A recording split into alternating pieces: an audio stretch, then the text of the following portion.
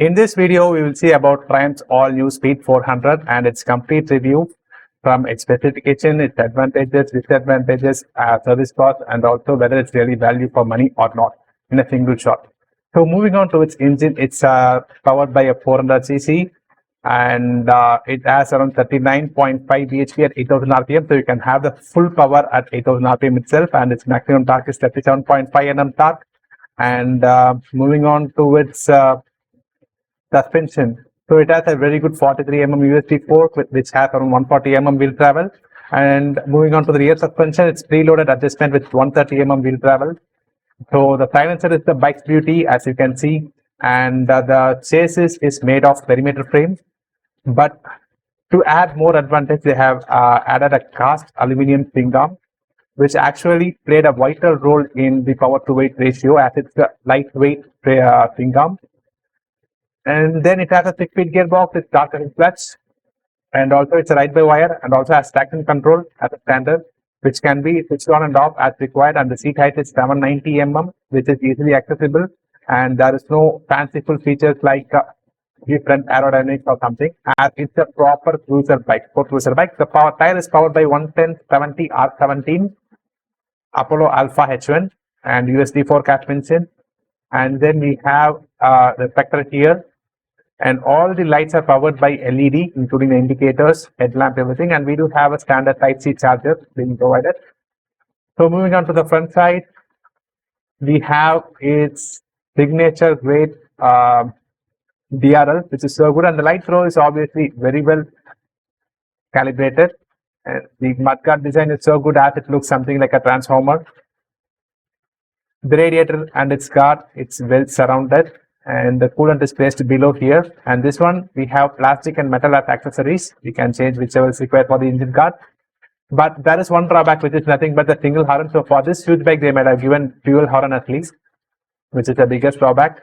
And we do have engine crash guard being provided, and Triumph logos are embedded even in the engine casing, which is so good. And as I mentioned, the beauty of this bike relies on this silencer. So for this silencer itself, we can buy this bike. It's such beautifully curved silencer. And the next thing is we have the Speed 400 logo. So we have plastic, metal, nuts, so everything. They have never compromised the quality anywhere.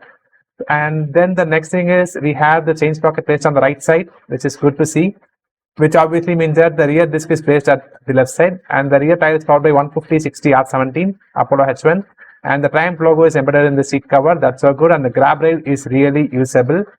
So the rear, we have LED setup. So when you press the brake, we have another 4 LED brake light that glows, and we do have a fairy guard decently placed, and also the disc brake is placed this side, as I mentioned.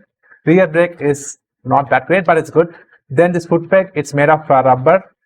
They might have given this in aluminum at least, but since it's cruiser, it's acceptable, and they do have engraved that Triumph logo here. And the tank is E20, so it's BS6 phase 2, and the open mechanism is a normal one. And then we have the bar and mirrors, and these are also adjustable, so we can adjust up, down, left and right. And still, if you need to adjust more, we do have an Allen key placed here. With that, we can even still more adjust. And the handlebar is much more wide enough, and the switch gears are of top-notch quality. And the path light and also the bright light, we can see here, the switch is given here. Just pull it off, you can get the bright being enabled. As I mentioned, the handlebar is around 814 mm. It's very long handlebar, along with the Triumph logo embedded here. So moving on to the right side switch gears, we do have engine kill switch, a hazard light, and also engine on-off switch. And the key is very simple and neat, with Triumph logo embedded over there. And in instrument cluster, I feel one drawback, that is that RPM meter they are given, they might have given in analog and speed in digital, but it's in vice versa. But still, it's fine since it's cruiser bike. We do have traction control, hazard light symbol, so neutral, hazard light is the hazard light warning symbol, and even for indicators, we do have some notification. Apart from that, we have gear shift indicator, RPM. It's around 12,000 RPM, but full power comes in 8,000 itself.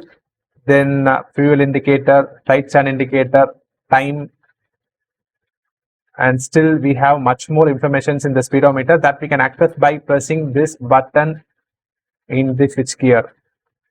So once we press this one by one, we can see all the things. So we have trip 1, trip 2, and then we have real-time mileage per 100 kilometer, and then distance TMT, and also we do have traction control,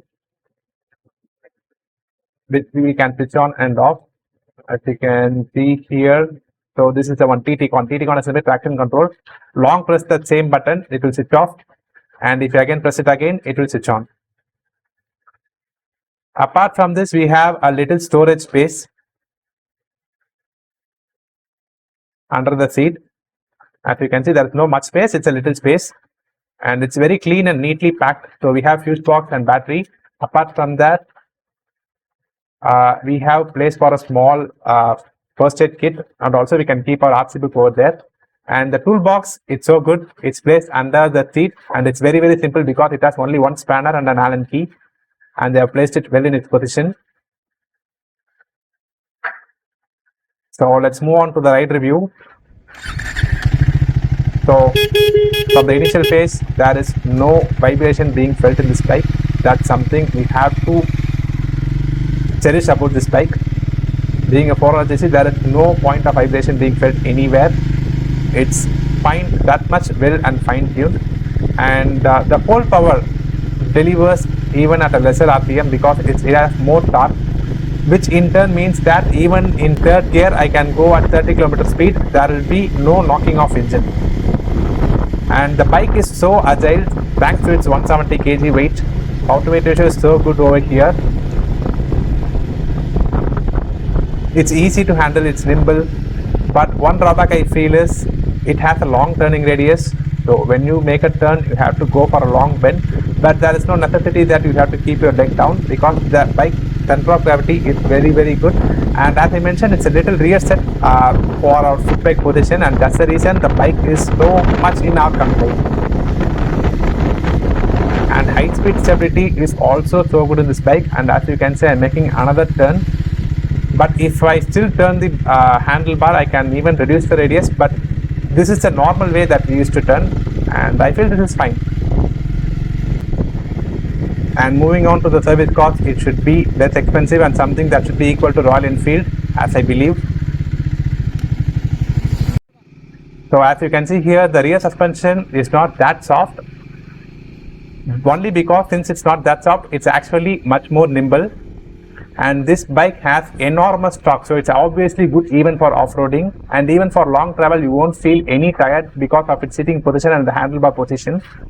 So in the current market, we can get a good 150 to 250cc bike under 2 to 2.5 lakhs, but getting a 400cc bike in 3 lakh budget, this is really a value for money bike. As I mentioned, there is no fanciful features that actually works on for aerodynamics, but we do have a windshield as accessories. Using that may reduce the stress to some extent while traveling for a long distance. And as you can see, this bike has more control than I expected, so that's nothing to say because it comes from the premium Triumph series.